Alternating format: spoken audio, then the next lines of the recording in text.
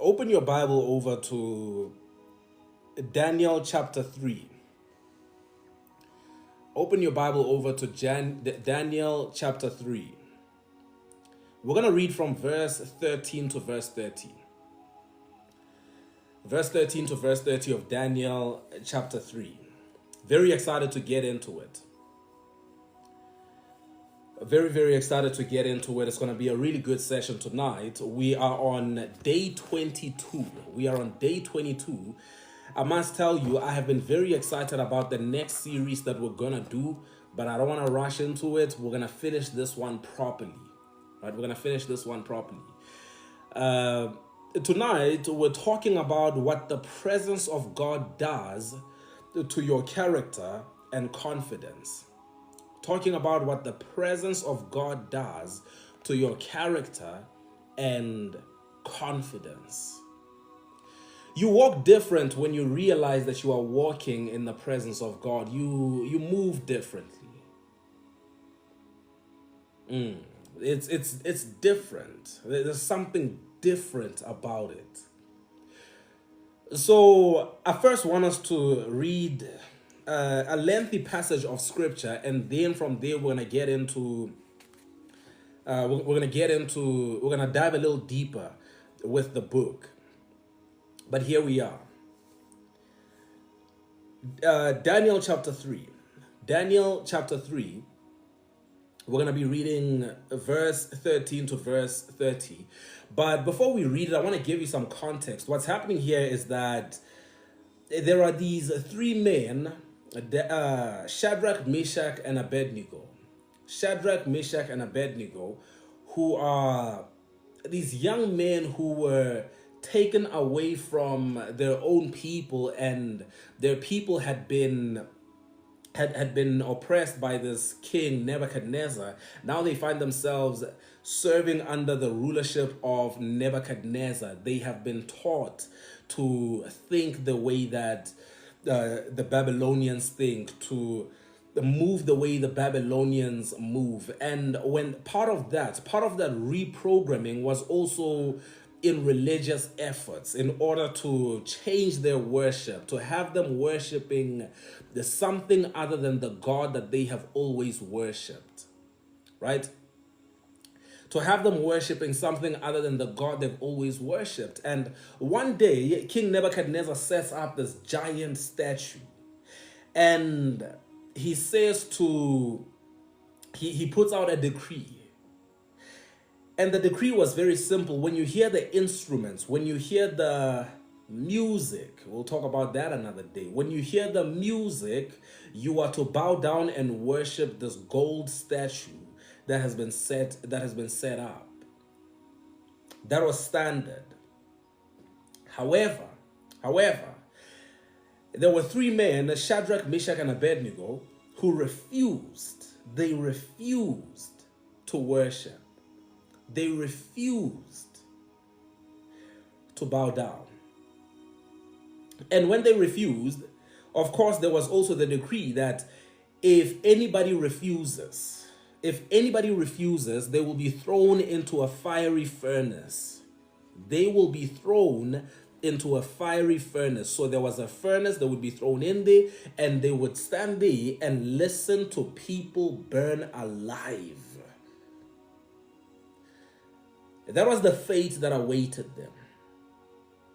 Very interesting. I had a conversation with somebody the other day, and it's a conversation that I have often. I have this conversation often with people. You see, it's very easy to say that there's something you would never do when you've never had the chance to do it, right? As a very simple example, the people who say that they will never sell out are people who have never had the chance to sell out. They've never had the opportunity to sell out. No one has ever put money in front of them and said, are you willing to compromise? That's never happened to them. All they've ever done is go to church and go to ShopRite and go back home, and they'll tell you, I'd never sell out, I'd never be like them, I'd never be like those other ones. But truly you can confirm your virtue when you've been in certain positions, right? When you've been in certain positions, when you've had the opportunity to sell out, when there has been an offer in front of you to sell out, and it comes in many different forms. It's only then that it can be proven whether you can sell out or not, whether you would sell your soul or not, right? People who say I never sell my soul, they've never had the opportunity. No one has ever offered them the kind of money that the people who sell their soul they get offered. So it's very easy to say. And in the same way, when it comes to our relationship with God, I like to ask people this question. I like to ask them, do you believe in God? I absolutely do. How deep is your confidence in your relationship with God? It runs deep, my brother. It runs deep. Me and God like this. Mwah. Just me and him like this. And I said, is it to the point where you would be willing to lay down your life if it came down to it? And when we speak honestly, just honestly and transparently, it's very interesting that most people kind of hesitate and they say,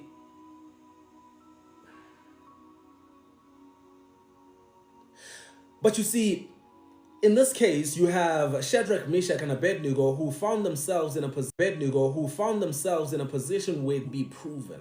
This would be proven. You remember Peter. You remember when Peter walked with Jesus and he was like, Jesus, me, I will die with you. Me, I die. They can say whatever they want. I die with you. And then one day when Jesus was being dragged away and beaten, they look at Peter and they say, aren't you one of his disciples? He said, no, not me. What? No, I don't know that man. They ask him 3 times. 3 times he says, no, not me. Couldn't be. Right? But it again reveals this confidence of ours. It reveals this character that might be hidden and needs to be revealed by the fire. Who we are is often revealed by the fire.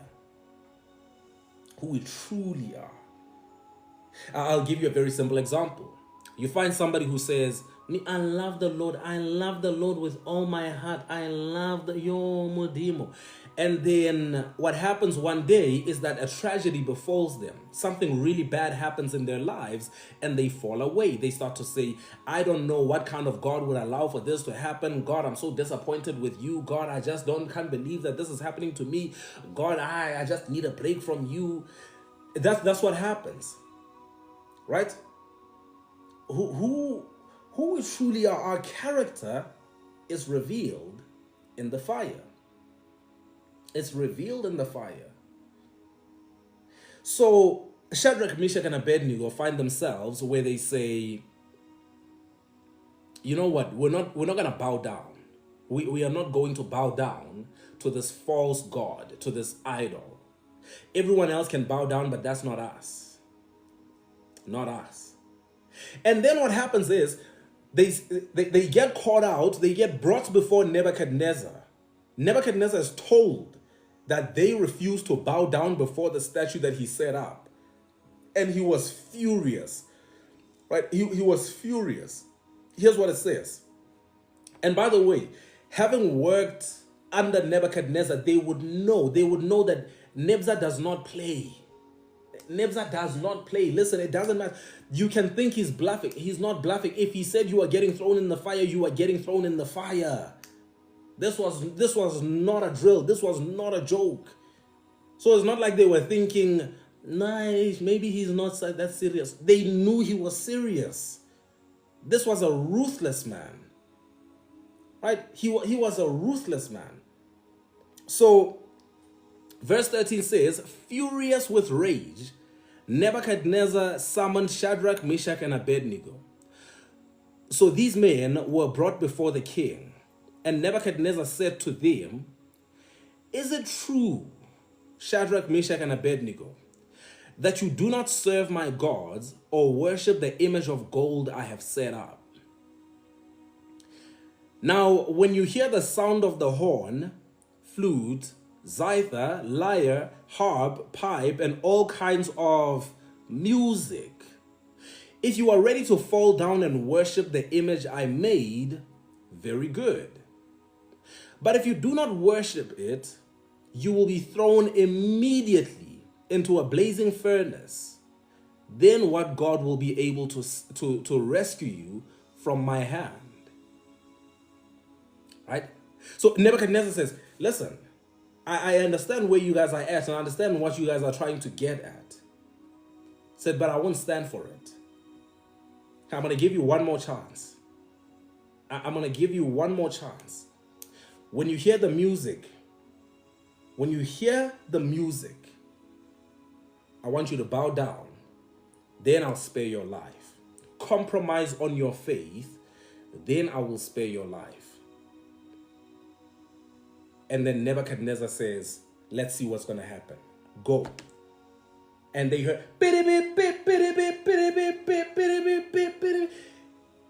and they say, no. Nope. We're not going to do it.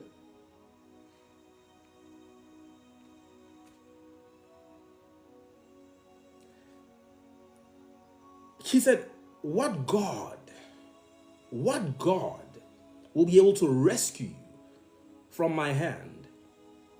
Shadrach, Meshach, and Abednego replied to him, King Nebuchadnezzar, we do not need to defend ourselves before you in this matter. We do not need to defend ourselves before you in this matter. If we are thrown into the blazing furnace, the God we serve is able to deliver us from it. And he will deliver us from your majesty's hand. But, listen to this. But, if he does not, we want you to know, your majesty, that we will not serve your gods or worship the image of gold you have set up. We're not going to do it. Standing before the king, a ruthless king, not just any kind of king, a ruthless king. They say there's nothing you can do to intimidate us. There's nothing that you can say to shake us. We are standing. We will not be moved. Right? Nothing. You can throw us into the fire. So if you throw us into the fire, our God will save us. We want you to know that. And then they go on to say, but even if he doesn't save us, do you know what kind of confidence it takes to speak that way? When you hear the fire say,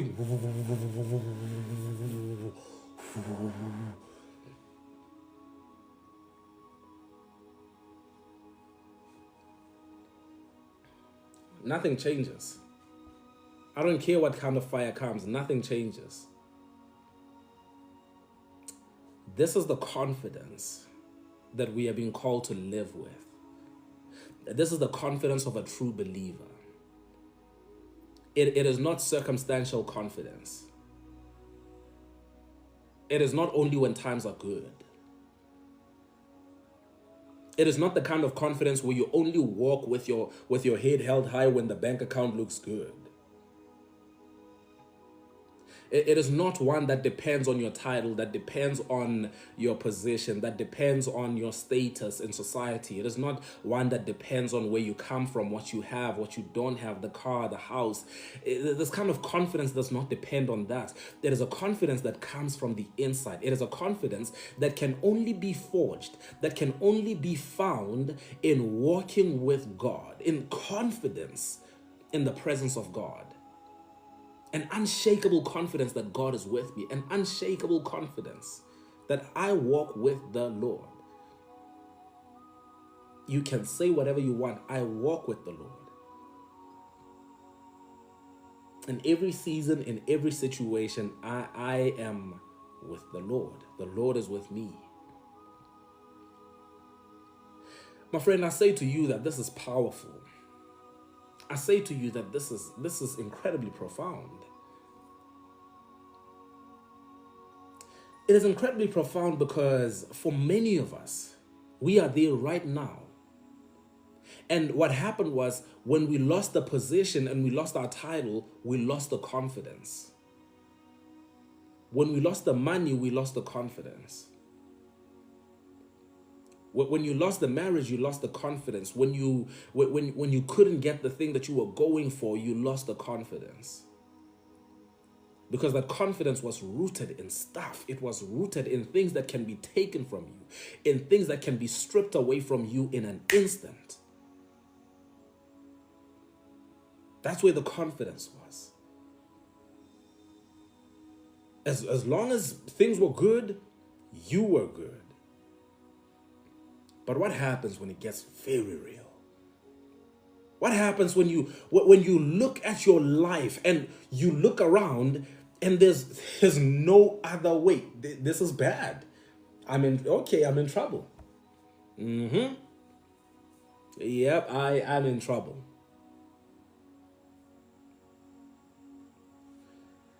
Listen, they replied to him.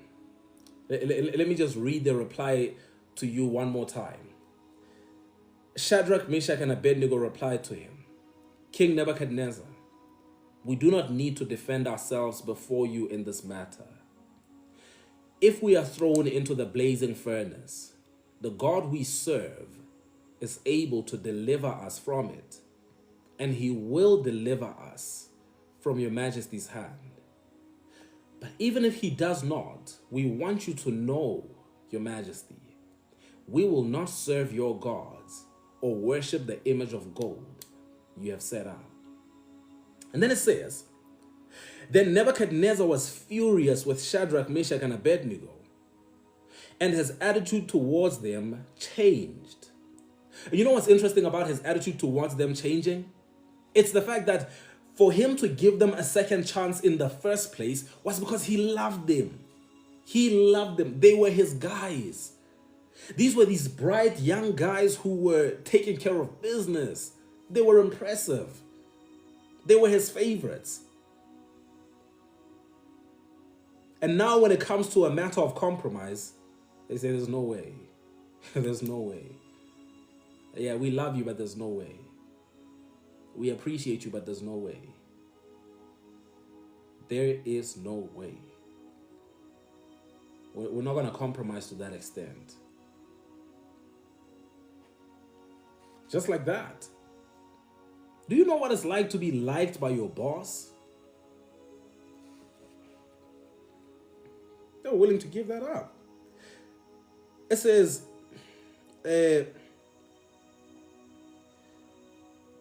he ordered the furnace heated 7 times hotter than usual, and commanded some of the strongest soldiers in his army to tie up Shadrach, Meshach, and Abednego and throw them into the blazing furnace. Listen, this is no ordinary test for these men. This is no ordinary challenge for these men. Everything got worse at that point of breakthrough. Because after this, after this, they would be skyrocketed into another dimension of influence. They would be promoted right after this. But it was at the time of testing that it says the situation got 7 times trickier. He not only says heat up the furnace 7 times hotter than usual, he also says get the strongest men to tie them up. We're going to make sure that they don't come back from this. And sometimes the situation gets so dire to the point where when you are rescued, it is God who puts you in a position where you can say it can only be God. Sometimes it gets so bad. Oh my goodness. Where you call a friend and they say, yo, Aish, aish. And you call another friend and they say, aish, aish. And no one can bring you out of it, to the point where when you find your way on the other side, you look back and you don't hate people for not being able to bring you out of it. You say, God, I realize how impossible the situation was. It can only be God. And so their situation got 7 times trickier. It got tricky, right? You see this with the Israelites as they were about to, as they were about to leave Egypt, as they were about to leave that place of oppression. It says the Pharaoh made their jobs harder. He made their labor harder. Things got worse just before they got better. Just before that breakthrough, all hell broke loose. All hell broke loose just before that breakthrough. To the point where they would say, leave us alone, leave us alone. We don't want freedom. If this is what freedom is doing to us, just leave us alone. Right? So sometimes you talk about fasting and then you'll have somebody comment and say, now whenever I fast, something bad happens. I'm fine. I'm fine. Thanks, fine. Leave me alone. Because oftentimes, that's exactly what happens. Right? So it says, so these men, wearing their robes, trousers, and turbans and other clothes, were bound and thrown into the blazing furnace. The king's command was so urgent and the furnace so hot that the flames of the fire killed the soldiers who took up Shadrach, Meshach, and Abednego. And these 3 men, firmly tied, fell into the blazing furnace. This is the part of the movie where the music gets sad and you begin to cry because you're a crybaby when you watch movies. Not me though. But it's over. What happened? Please, is there at least just a slither of hope that they could still be alive? That some kind of miracle happened? Wow. They were so courageous. They were so bold. And then in verse 24, we see Nebuchadnezzar. The music changes a bit, right? The music changes a bit.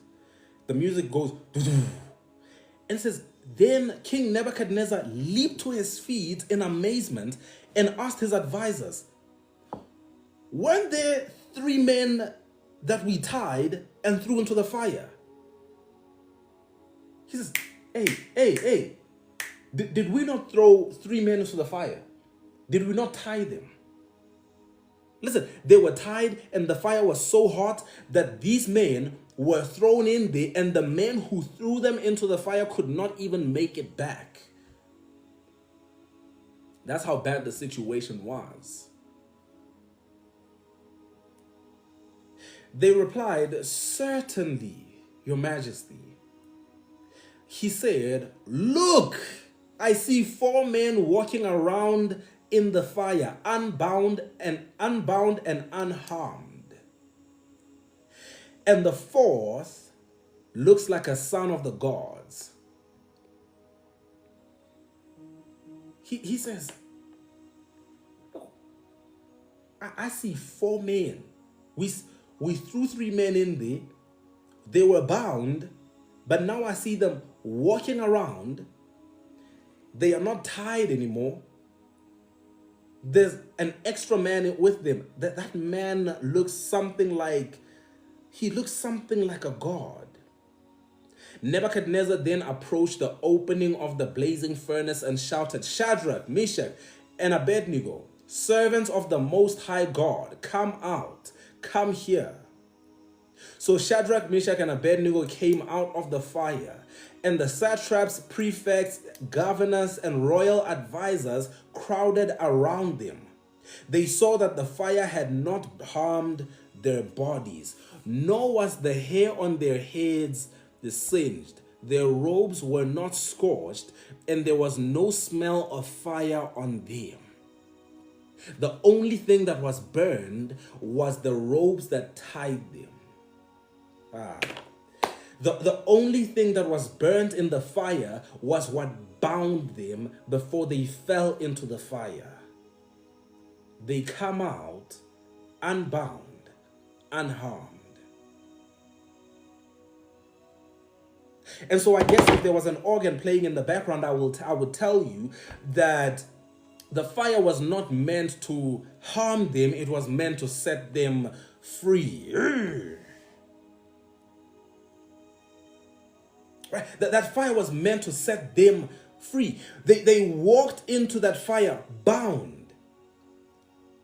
And Nebuchadnezzar thought that fire was to harm them. However, they came out, and the only thing that was burnt up, let me put it like this. Only thing that was burned is the habits of old. The old ways that kept me bound. That's the only thing that was left in the fire. The only thing that was destroyed in the fire was my old thinking. It was burned in the fire. The only thing that was destroyed in the fire was my doubts, my fear, my lack of belief. That was burned in the fire. When I walked into the fire, as afraid as I was, the fire was not meant to burn me. The fire was meant to purify me. And so everything that bound me, everything that held me back is burnt away in the fire. To the point where I look back at my life and I say the fire was necessary. To the point where I look back at my life and I say, thank God for that fire. Thank God. I am not in the same position that I was in before I walked into that fire. I am not the same man that I was before I walked into that fire. Everything that used to hold me back, everything that bound me was burned in the fire. And in that fire, there was a presence that was revealed. There was a presence that was revealed. You see, I'll put it to you this way. Sometimes it's hard to see. It's not exactly clearest to see when times are good. But I'll tell you this right now, that presence became so clear when I found myself in the fire. That presence became so clear. When I thought I was alone, that presence became so clear. It was revealed to me. This whole entire time, I was never alone. When the nights felt long, when the season of weeping felt like it would never end, it is in that season that the presence was revealed. It is in that season that I learned that He is close to the brokenhearted. He's near to those who are crushed in spirit. In that time, that presence is revealed. The fire is necessary. It's necessary. We don't go looking for it ourselves. I'm not saying you should go looking for fire. But I'm saying that when it happens, you allow it. You don't curse it. You don't try to extinguish it. You don't try to put it out. Get in there. Heart pounding, tears streaming down your face. Looking around you, looking to your sides and not finding anybody. See, at least there were three guys. Three guys went in there together. Sometimes you go in there by yourself. And it's real. It's no longer theory. It's no longer just the Lord is my shepherd when times are good. There comes a time. It's no longer Bible verses that are pasted on the wall. It's living in it. It's walking in it. And in those moments, In those moments, some of us fall away. Some of us in those moments fall away. For some of us, it is revealed that we never believed in the first place, that we never really trusted in the first place. It was just convenient. See, for some of us, it is in that time that it is revealed, it was just convenient.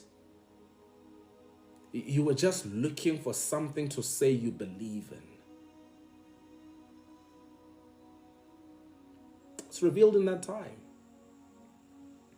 And so I'm saying this to us tonight so that we will have a moment of introspection. Yes, listen, we're talking about favor. We are still talking about favor. Don't think, what does this have to do with favor? We are still talking about favor.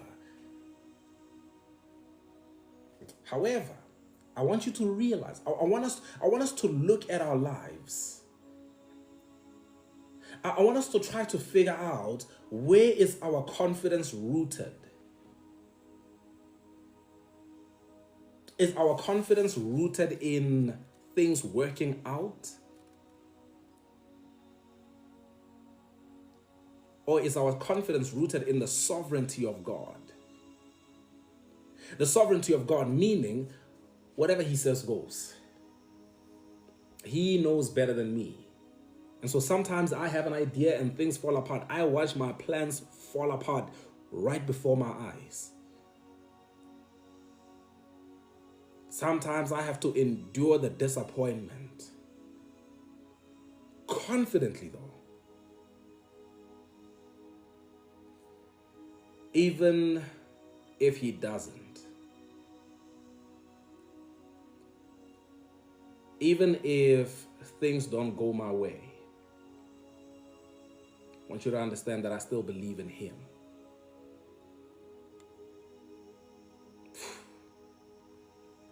Now here's what happens. Here's what happens. He approached the opening, verse 26, and he shouted, Shadrach, Meshach, and Abednego, servants of the Most High God, come out. Come here. So Shadrach, Meshach, and Abednego came out of the fire. Right? We read that, but here's the interesting thing. In verse 28, the same Nebuchadnezzar who wanted them to bow down before a gold statue, the same Nebuchadnezzar, it says, then Nebuchadnezzar said, praise be to the God of Shadrach, Meshach, and Abednego, who has sent his angel and rescued his servants. They trusted in him and defied the king's command and were willing to give up their lives rather than serve or worship any god except their own. Listen, let me read that again before I finish this. Let me read that again. He said, praise be. Remember, this is somebody who didn't even believe in the same God that they believe in. This is somebody who was so prideful and arrogant that he set up a statue of himself and said they ought to worship his statue. Now, I want to read this for you. And as we read this, I want you to read this in your own Bible. And I want you to imagine that this is being said about you. And I want you to have an honest introspection. Have an honest moment of reflection with yourself to ask yourself, does this reflect my faith in God? Does this speak of me? Could I replace their names with mine and this be 100% true? This is very important, right? He said, praise be to the God of Shadrach, Meshach, and Abednego, who has sent his angel and rescued his servants. Then he says, they trusted in him and defied the king's command and were willing to give up their lives rather than serve or worship any god except their own. Therefore, he says, I decree that the people of any nation or language who say anything against the God of Shadrach, Meshach, and Abednego be cut into pieces and their houses turned into piles of rubble, for no other God can save this way. I told you, Nebuchadnezzar does not play. I told you guys, these guys knew about Nebuchadnezzar.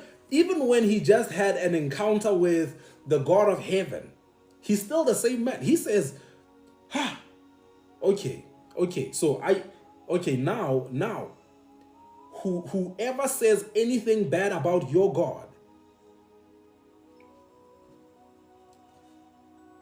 we're gonna slice them. That's what he said. He said we are gonna cut them into pieces. Now the interesting thing is, when we read this is history. This was an actual king that existed and was this ruthless, and there were people who were actually put to death in this way by his judgment. Right? So now he's still the same radical man, but now he is radical for the God of heaven, and he says, no other God can save this way. No other God can save this way. Therefore, I decree that the people of any nation or language who say anything against the God of Shadrach, Meshach, and Abednego be cut into pieces and their houses be turned into piles of rubble. For no other God can save in this way. And then verse 30 says, then the king promoted Shadrach, Meshach, and Abednego in the province of Babylon. Then the king promoted them. He elevated them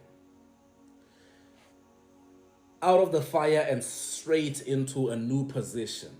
Out of the fire and straight into more authority, more influence, more power. Straight out of the fire. But what we're talking about tonight is the kind of confidence that they went into the fire with. Because, my friend, it is that confidence that will keep you going, that will keep you knocking, that will keep you asking.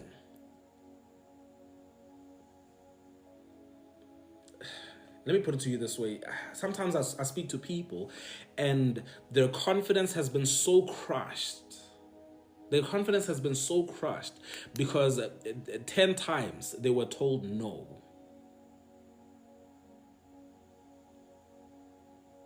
But you see, if your confidence was not in outcomes, but rather in the God you serve, you would find that it's unshakable. Listen to me. My confidence is not in any outcome. My confidence is not in things working out for me in the way that I prefer for them to work out. That is not where my confidence is. My confidence is in the God I serve. And whatever happens, I'm staying with God. I am staying with God. And some time ago, very long ago, when we did a series on faith, and maybe we might do that again sometime soon, but we spoke about this idea of detachment, this idea of detaching from outcomes, detaching from ideal circumstances.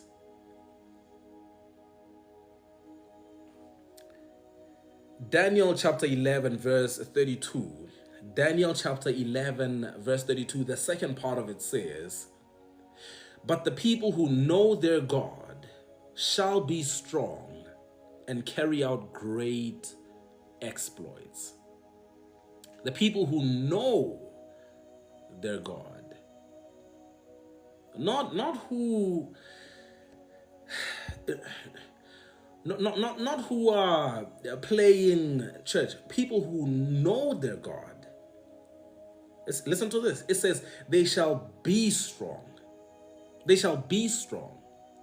And so, we do this. The reason why we do this, the reason why we have these sessions is so that you will gather the information, so that you will grow in the knowledge. You grow in the knowledge. You get to know, and then that turns you into somebody. It makes you strong.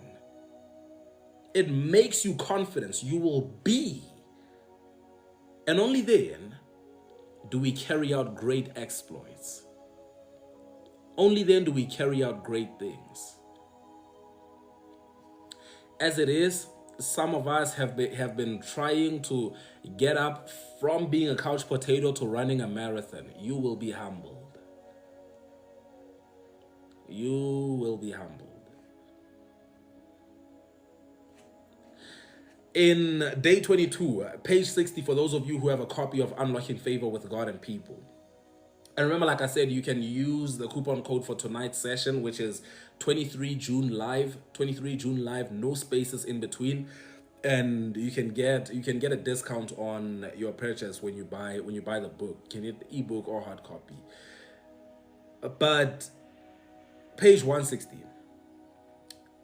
There's something powerful that happens when you dwell in the presence of God.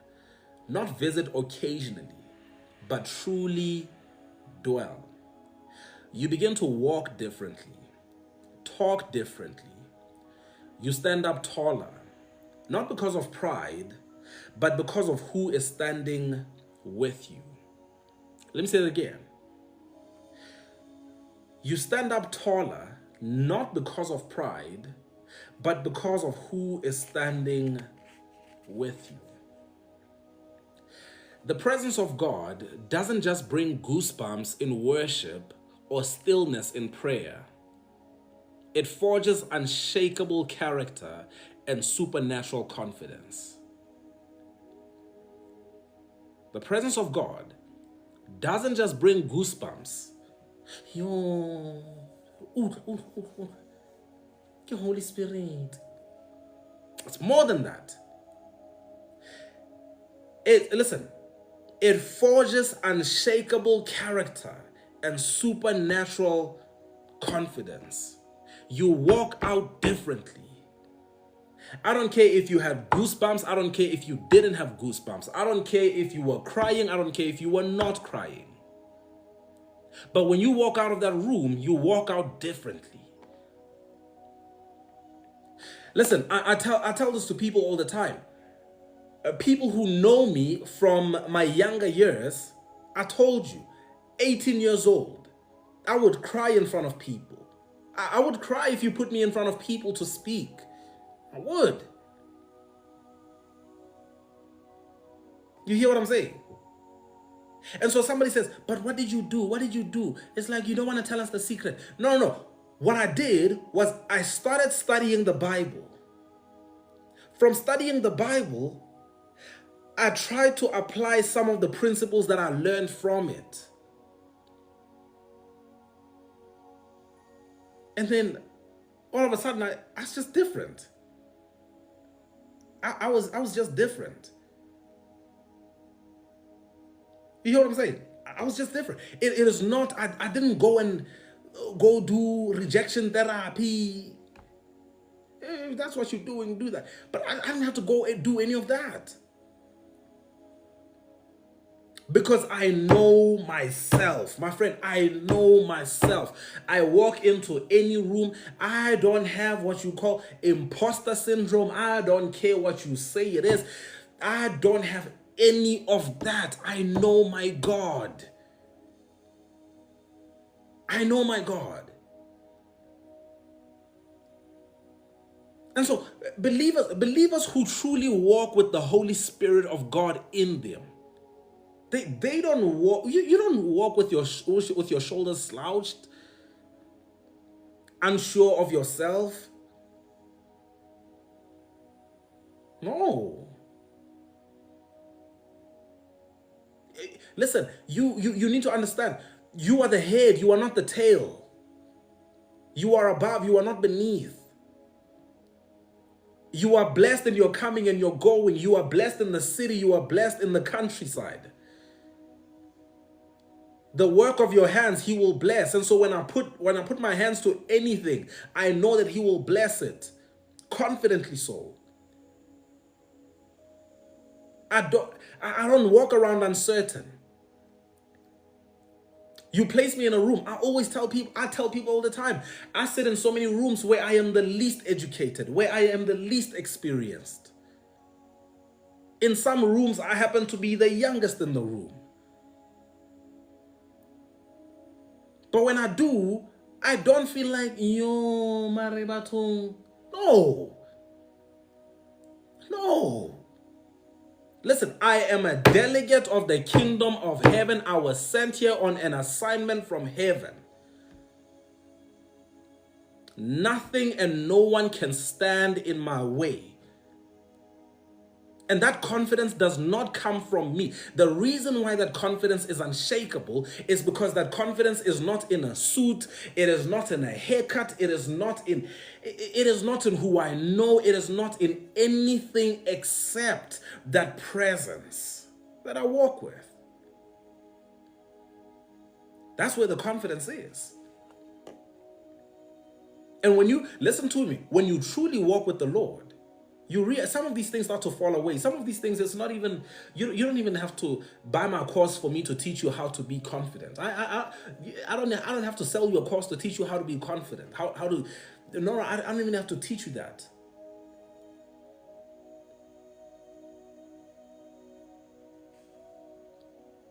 Some of us have no idea what the presence of God does to the life of a believer when it has truly transformed your mind, when this word has truly captured your heart and transformed your mind and renewed your thoughts. You have no idea what could happen to you. You have no idea. The doors that you could knock on, the confidence that you would walk with, the lives that would be impacted because of you. You have no idea, my friend. Listen, man, I'm going to have to rush through this. Today I want to take you into one of the boldest, most remarkable stories in Scripture. Shadrach, Meshach, and Abednego. These three men are living proof of what God's presence can do to a person's inner world. Imagine standing before a fiery furnace so hot that it kills the guards who get close to it, or rather too close to it. Now imagine being given one last chance to bow down before a golden idol to save your life. That was the situation Shadrach, Meshach, and Abednego found themselves in. These were three Hebrew men living in Babylonian captivity, working in government positions under King Nebuchadnezzar. When the king built a 90-foot gold statue and ordered everyone to bow to it at the sound of the music, these three refused. In Daniel chapter 3, verse 17 and verse 18, and we read this, right? We just read this whole text. But let me just read it again. They said, if we are thrown into the blazing furnace, the God we serve is able to deliver us from it. And he will deliver us from your majesty's hand. But even if he does not, we want you to know, we will not serve your gods or worship the image. Read that again. You go read that again. But even if he does not, and those are some bold words, even if he does not.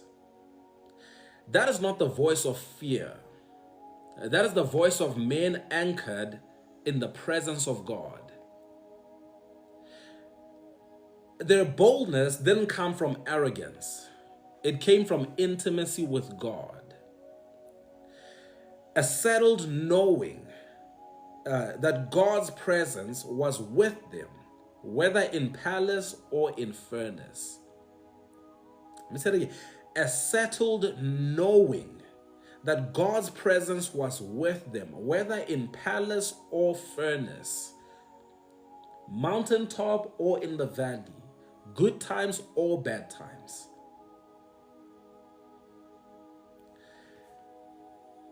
These men weren't just bold because of knowledge. They were bold because of their nearness to God. They didn't need a guarantee of deliverance to stay loyal. Listen, they didn't need a guarantee of deliverance to stay loyal. Their character had already been forged in the quiet place, in a lifestyle of devotion to God. Now, let me say this. You don't try to show how strong your God is on the day of trouble. It's better if you don't wait until the day of trouble for you to find out how strong your God is.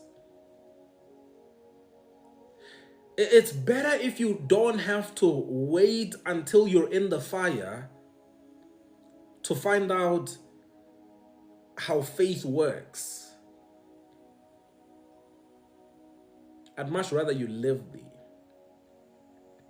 I'd much rather you live in God's presence. I would much rather you live in a place. Not visit. Not try to find out when times get hard. But you live there. They say, even if he does not. So that boldness, it comes from nearness. It comes from intimacy with God, right?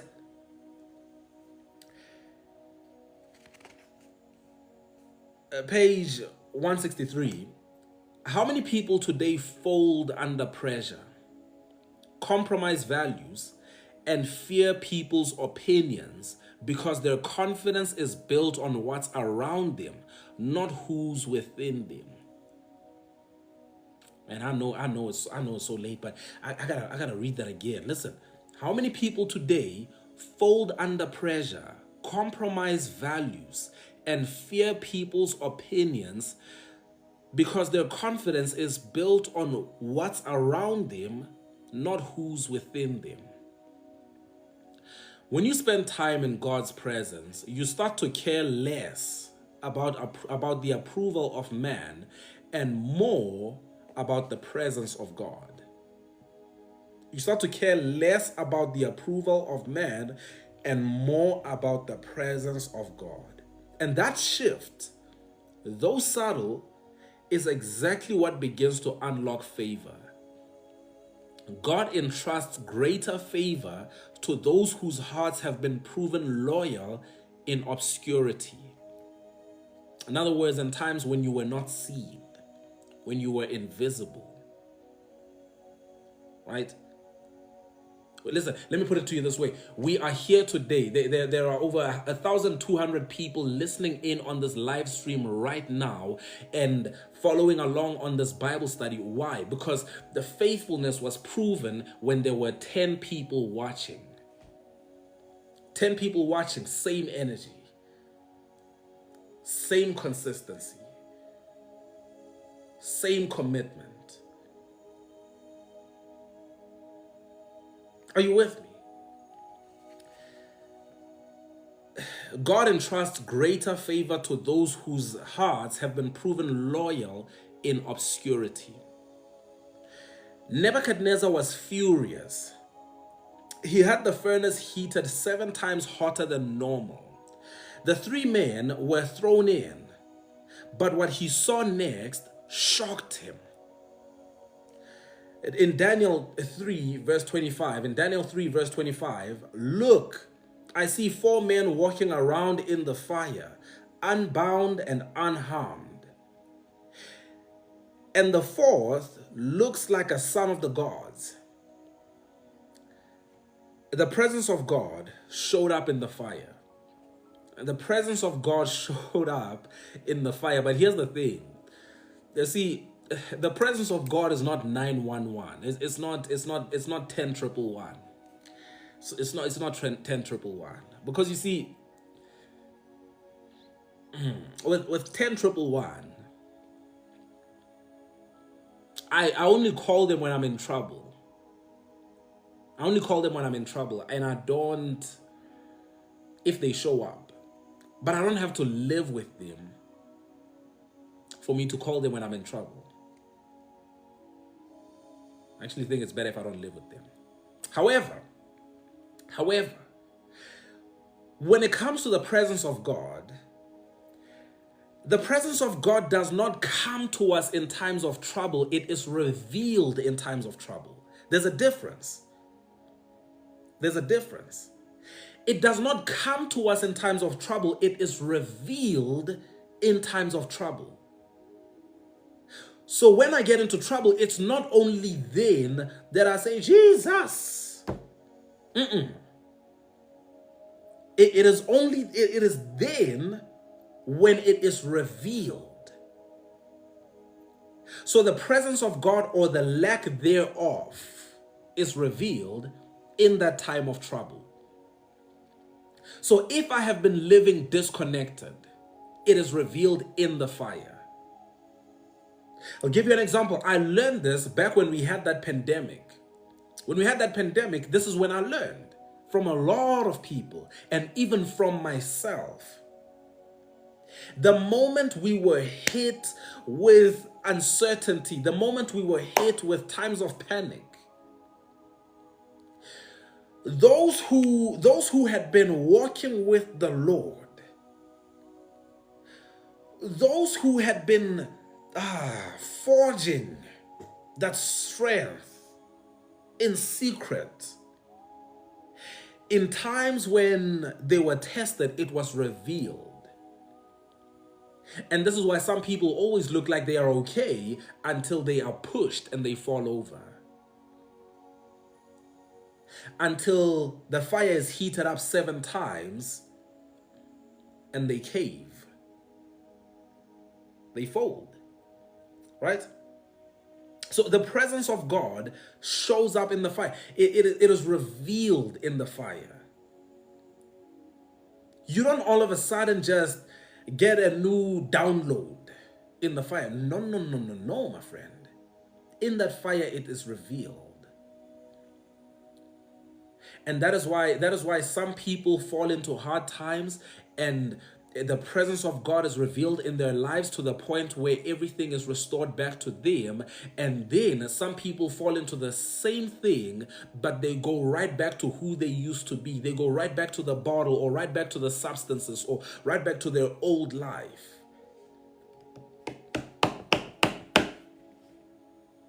It starts right now. It starts in the secret place. Let's keep going. We're on page 164. Listen, he didn't rescue them before the fire. He met them in the fire. He didn't rescue them before the fire. He met them in the fire. Sometimes we want God's presence to spare us from difficult seasons.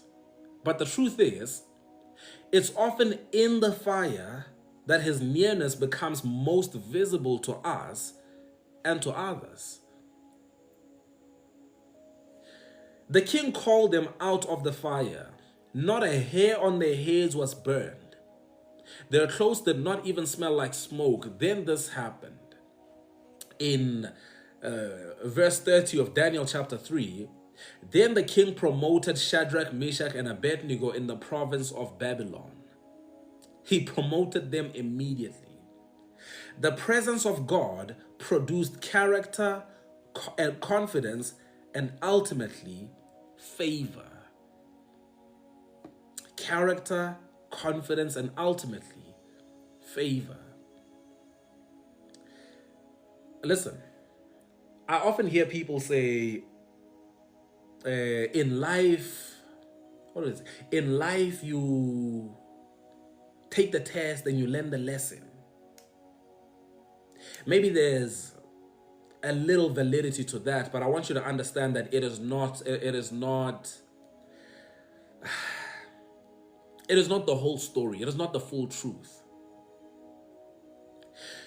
Because for the believer, you must understand that you need to prepare before the test comes. The test is coming. That test is coming. And it would suck for you to have to learn in the test. I'm not saying you won't learn anything, but the whole purpose of the test is to reveal what you've already learned. That's the whole purpose of the test. Right? And so you've been learning that God is close to the brokenhearted. He rescues those who are crushed in spirit. You've been learning it. And now when you get into a test, it is then revealed in real life, 4K, 4D, that God is close to the brokenhearted and He rescues those who are crushed in spirit. You learn it first, and then it is revealed to you. You learn it and then it's revealed to you. I would much rather prefer, my friend, that be the way you learn. I would much rather that be the way that you learn. Are we good? I promise I'm going to wrap it up now. I'm going to wrap it up now. Listen, confidence is the fruit of companionship. You can't fake real confidence. The world tries. The self-help books are written by the dozen. But the confidence that turns heads, the kind that silences kings and inspires crowds, comes from companionship with God. Let's look at a few more examples. The first is Moses.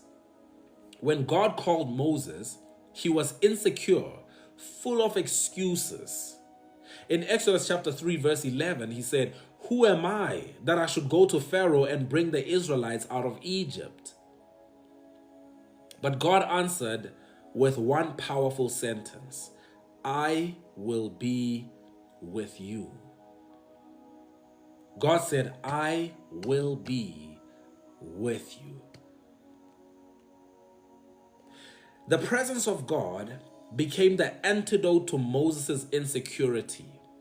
And by the time he led the people through the Red Sea and met with God face to face, Moses had become one of the boldest leaders in history. The second one is Peter. Peter was the disciple who denied Jesus 3 times, afraid, ashamed, broken. But after the Holy Spirit came in Acts chapter 2, the manifest presence of God, Peter became the bold preacher of Pentecost. He stood up and preached to thousands, and 3,000 were saved in a single day. What changed? God's presence took over his personality. Favor follows formed character. When God begins to elevate you, whether in business, ministry, or leadership, your character must be able to carry the favor. I say it again, and we don't have a whole lot of time to get into it, right? But listen, when God begins to elevate you, whether in business, ministry, or leadership, your character must be able to carry the favor. And the only place that character is consistently formed and refined is the presence of God. It is in the presence of God. Listen, in the presence of God, your weaknesses are revealed and they are removed. Oh, listen, he gives you grace for your weaknesses. He gives you grace for your shortcomings. Where you are weak, he is strong. So it is in that place that you want to be because you have weaknesses. And may God help you that those weaknesses are not revealed when you are president. We will judge you. Yeah, we'll judge you when you're president, right? You understand there are certain things that you can do that the president cannot do.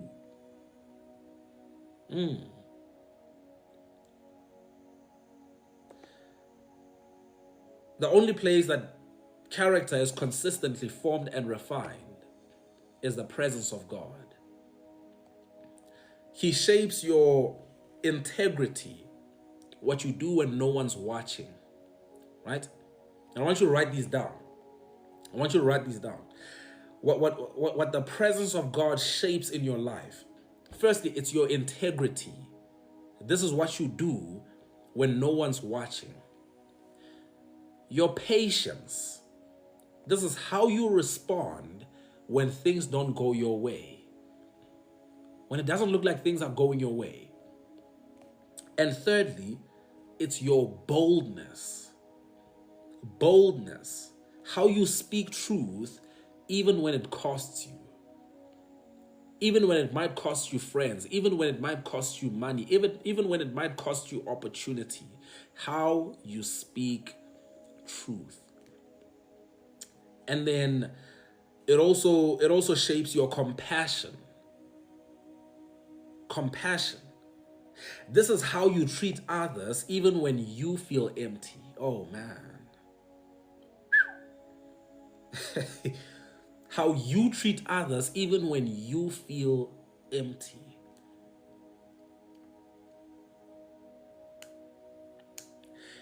Even when you feel like you need somebody to look your way. The fact that you can show up for others when you feel like no one is showing up for you.